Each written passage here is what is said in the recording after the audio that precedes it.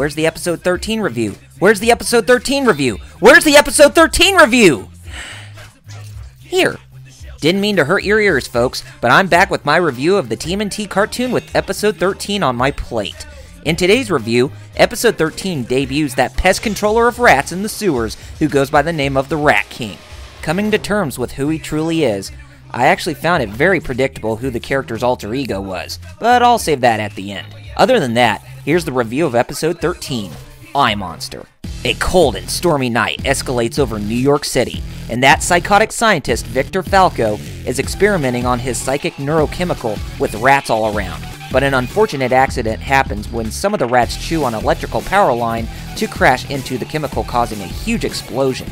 The explosion became very strong that the flames start to burn Falco's skin, but the chemical hits the doctor to where he can command the rats that try to flee. Learning this new ability enforces this man to use his powers to get even with the turtles. At the sewer lair, Leo and his brothers are in a training session to see if they can land a blow on Master Splinter. This proves somewhat lukewarm until Leo manages to get the upper hand and sucker punches his sensei as his actions left him hesitant in the end. After delivering a merciful blow, Splinter congratulates Leonardo on his hard work and concludes the training for now. Raph, Mike, and Don become impressed with Leo's work, and they conclude that they may no longer need Splinter's help someday. Splinter listens in, but goes back to meditating to keep up with his traditions as a master ninja. Elsewhere, Falco hides within the sewers, and he has undergone a transformation from his body being burned in the fire and donning a new getup that makes him look like a Grim Reaper with a hat that looks very familiar to that of the Batman villain Scarecrow. With him knowing he has taken control of the rats of New York, Falco renames himself as the Rat King, and he commands the vermin to terrorize New York under his command. The rats start the terrorism from up above, and they even try to terrorize April, who went out shopping for groceries. So she has become the damsel in distress again? Really? At the sewer lair, Rat King enters Splinter's mind to where he has a nervous breakdown from the incident. The turtles rush to his aid to see if he's fine, but April calls as she takes safety up on a telephone pole.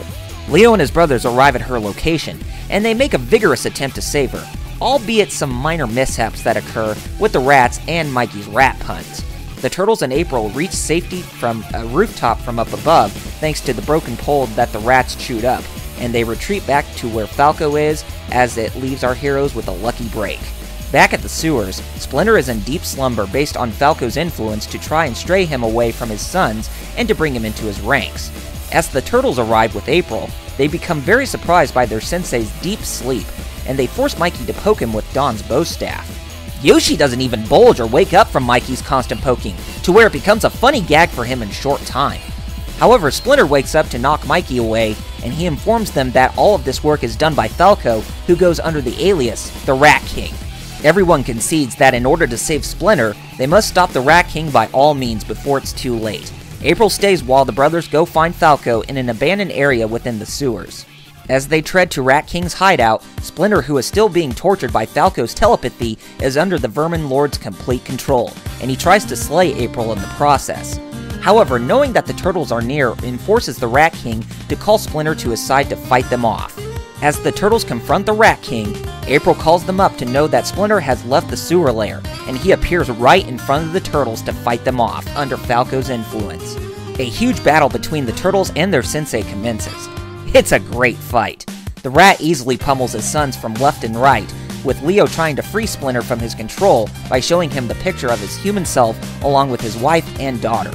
This brief hesitation helps the turtles pin him down, and they plead to him to come back.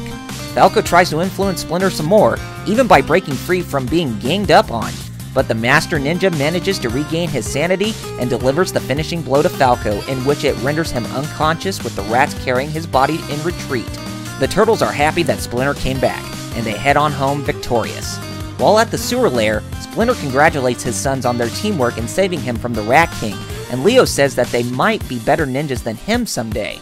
As Master Splinter believes so, he cautions his sons that he still has not taught them all everything that he knows, and he throws Leo to the wall as a way of saying, "We're not done training as we still have more to do." Even though he didn't say that, but that's the message that will come to anyone's mind when they see it. In the end, Leo says that it is great that Splinter is back, with the rat chuckling in delight, while his son remains crippled to the wall, and episode 13 comes to a wrap.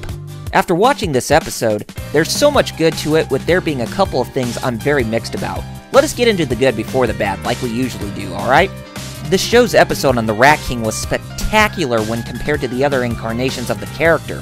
Nickelodeon impresses me with reinventing a classic character once again. In the 1987 cartoon, the Rat King could control the rats of New York City to do his own bidding in trying to stop the Turtles and Splinter. The 2003 series depicted him being the ultimate slayer, who was created using Splinter's DNA, which led to his downfall that transformed him into the Rat King later on. In the Mirage comics, the Rat King enters Splinter's dreams, offering philosophical debates with cryptic advice. This interpretation is more like the Mirage comics' own Rat King, but with a twist to control the Ninja Master and not just the rats this time. I liked that, as the fight between Splinter and his sons near the end was very captivating because of the Rat King's influence in Splinter's mind. Now, I always complain that Mikey does some stupid things in this show that make those gags seem terrible by today's standards, and while they do, there was one gag I actually found to be very funny for his character. When he is trying to wake up Splinter when he is in his deep sleep, he uses the bow staff to move his lips, as well as dubbing in his voice saying that Michelangelo is awesome and handsome than anything else. I could not help but laugh so hard because of this, and I think that moment reminded me of why I really liked the character in the 1987 show. The Turtles going out during the daytime while the rats were terrorizing the town was a nice touch, then having to constantly come out during the nighttime like what we have seen in episode 4 and 10 respectively. Finally, going back to the fight between Splinter and the Turtles, that battle was the big highlight, like the Turtles battle between them and Shredhead.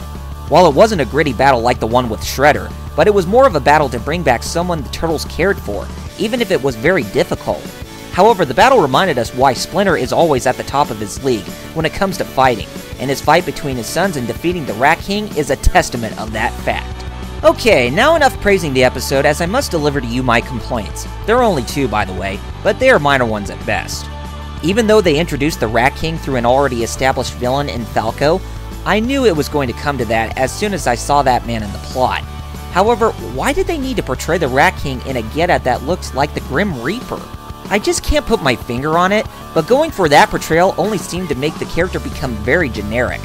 The other incarnations made the Rat King look very deadly and menacing for a villain. Maybe I just need time to grow on this character, but the new look just doesn't bode well for me. The other complaint I have is April needing to be saved once more. We already know that she's being trained by Splinter to be a Kunoichi, but why didn't she try to get herself out of the sticky situation with the rats?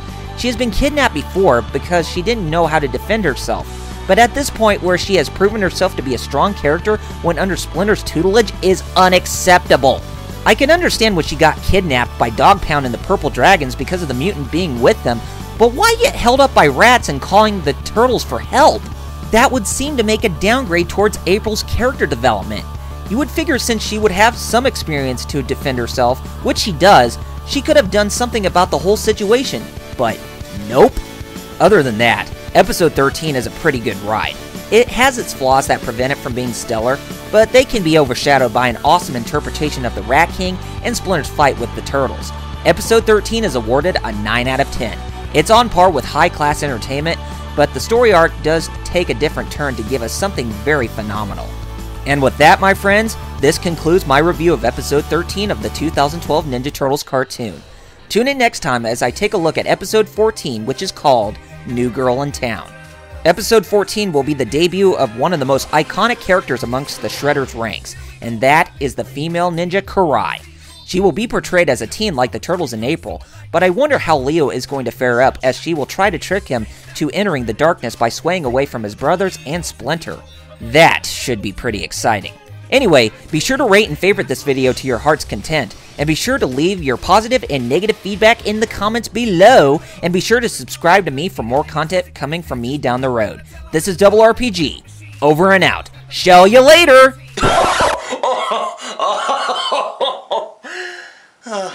I know, bad pun. I'll see you next week, guys.